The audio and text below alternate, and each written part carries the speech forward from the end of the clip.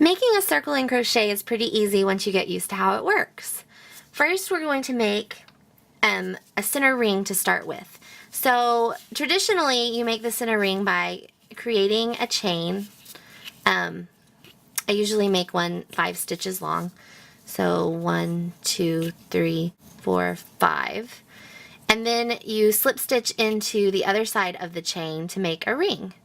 So we just slip stitch into this foundation chain here. It's pretty easy, it's not that bad. And then you stitch into the ring here. But when I start my circles, I like to make a different loop. It's called the magic loop method. And to make this, you just wrap the yarn around like you would start maybe a slip knot and bring the yarn through to make a knot. And now you're going to flip it over so that your working chain is, or your working yarn is in the front and your other piece is in the back. And now you're just going to insert your hook in the loop and then pull through a loop of yarn. So your working yarn is in the front, this is in the back. Insert your hook in the knot and then pull through a loop. And then you're going to make three chains for your building chain. That we're doing double crochet stitches. I like to use double crochet. I'm using double crochet stitches because they're easy for everybody to see, and you can see the increases really well with them. A lot of the online tutorials for how to make a circle start with a single crochet circle, which are really hard to see what you're doing. So we're going to start with double crochet, and then later if you want to do a single crochet one, you can try that out. We're going to make 12 double crochet stitches inside this ring to make the center of our circle. 2, remember that building chain counts as a stitch. 3, 4, 5. And if you're using other stitches for the center, you might not use 12 stitches. If you're doing single crochet, you might only use 8. It just depends on the stitch you're using, on how many you need around the circle to make the circle right.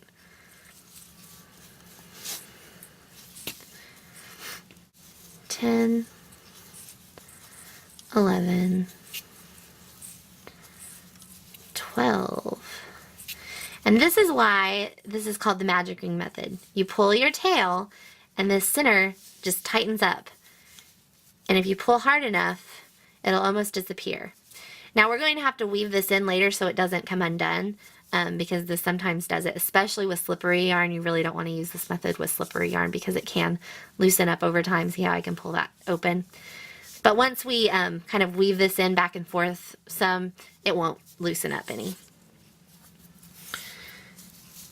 So to finish our round, once we have 12 stitches, we're just going to insert our hook in the top of the building chain and then make a slip stitch. And that finishes off our circle. See, we've already made a circle. Now to continue making this a bigger circle, we're going to make another building chain. And the second round, we're going to do an increase in every stitch. So we're going to do 2 double crochets in every stitch around the circle. This first one, we're going to do a double crochet in the stitch that we made the slip stitch in, which is right here. So make a double crochet stitch into that stitch right next to your building chain.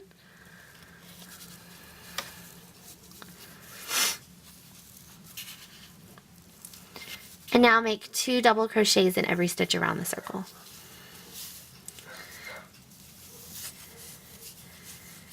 Now I'm going to save my camera memory, and I'm just going to finish this up and I'll meet you back.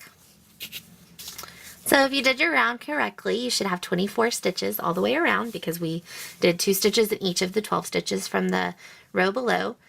And when you get to the end, it'll look like there should be a stitch in this last spot, but that's actually where we started our building chain, so you don't want to put a stitch there. Now we're just going to finish off our round by doing a slip stitch in the top of the building chain. And there we have another circle. Now your circle should be laying pretty flat. If it's curling up like this, you didn't do enough stitches in the middle to make it nice and flat. So it's kind of pulling in on itself because there's not enough room for it to lay flat. So if you get to this point and it's curling up, you probably need to pull it out and add some stitches into your center area there. If it's curling up a little, see how mine's kind of going up on the edges just a tiny bit? That's fine, it's gonna do that, but you don't want it like curling in a lot. So this next row, this is where things get real.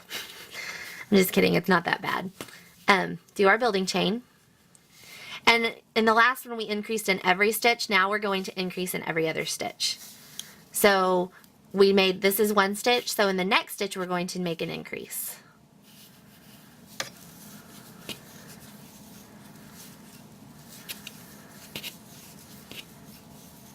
So the next stitch, a double crochet. And in the next stitch we make an increase of 2 double crochets in one stitch.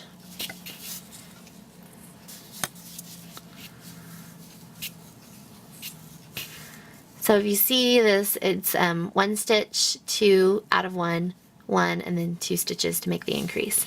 So I'm just going to do that all the way around. So you stitch 1, make an increase, stitch 1, make an increase, all the way around, and I'll meet you back at the end. So if you did this row correctly, you should have 36 stitches. And remember, don't stitch into this last one that looks like a stitch. It's not really a stitch. It's just the building chain area.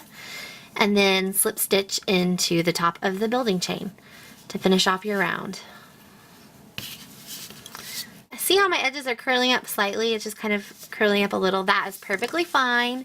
If you press it down, it stays down. It's just when you're working with it, it tends to curl up a little bit. So do you see a pattern emerging with what we're doing here? If you don't yet, you will after this row. So we're going to make our building chain, 3 stitches. And then in the next stitch, you're going to make a double crochet.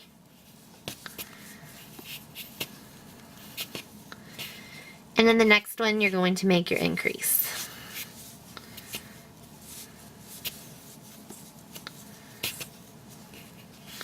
So we made 2 double crochets and then an increase.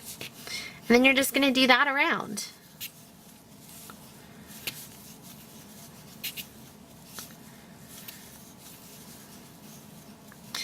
And if you're paying close attention to your fabric, you can kind of tell that the increases are all going into the left side of the increase of each row.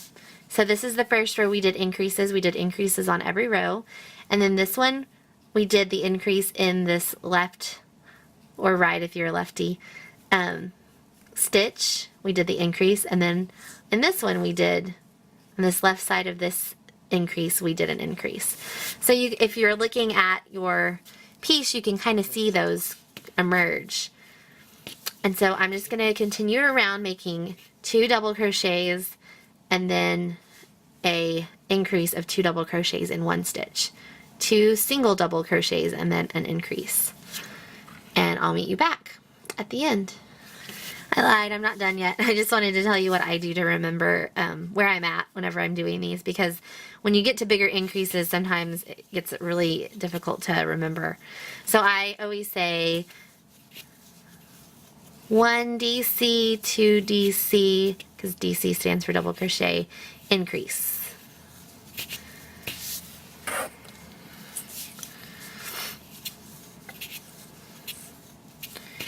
One DC, 2 DC, increase. So that's just what I do, because as I said, there was a pattern emerging. Every row you're going to do 1 more double crochet before you do your increase. So on the next row we would do 1 DC, 2 DC, 3 DC, increase. 1 DC, 2 DC, 3 DC, increase. And on the next one it would be 1 DC, 2 DC, 3 DC, 4 DC, increase. So it just is going to keep doing that until you get the circle the size that you want. So I'm going to finish this row up this time and I'll meet you back at the end. So I finished with my round and I'm going to slip stitch in the top of this building chain and pull it through. for a slip stitch. So my circle is finished. If I wanted to continue, like I said, you do 3 DCs in between increases, and then 4 DCs in between increases, and then 5 DCs, etc., etc. So see, this edge is curling up a little bit. Just flatten it down. It'll be fine. Most of the time, they end up flattening out on their own. Let me show you a really cool way how to end your piece. Since this, I'm going to say this is the end of my circle. Instead of doing that last slip stitch, I'm going to cut it off, leave a pretty good sized tail, about 4 inches or so. And then instead of pulling it through like we did with other things, we're going to pull it straight through here. So it kind of looks like this. That stitch is kind of,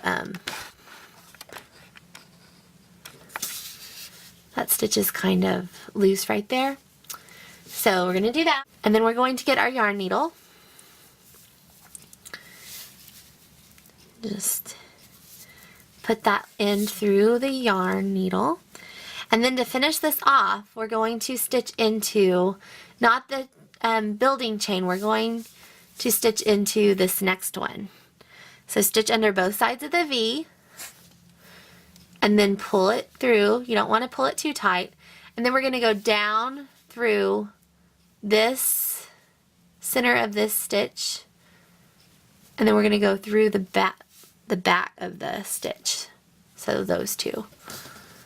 And then pull that through, and that makes the V at the top of the turning chain look really nice, and that gives you a nice finished edge. It's just a little secret that I've picked up. I like to use that on circles and on granny squares, so I'll be using that from now on to finish the last round. You just want to use it on the last round because it finishes that edge off really nice and neat. And then when you're weaving in ends on these, you can just go weave down to the tops of these stitches down here. So you want to go between rows, remember, like I said on the other one. And then you'll just go down through a stitch and then up through one, then under, just like we did on the other weaving in ends. And you'll keep doing that until you have a good amount of your yarn weaved in, and then you'll cut it off. On this center one, remember I said we had to weave it in really well, otherwise it would loosen up. That's just what we're going to do.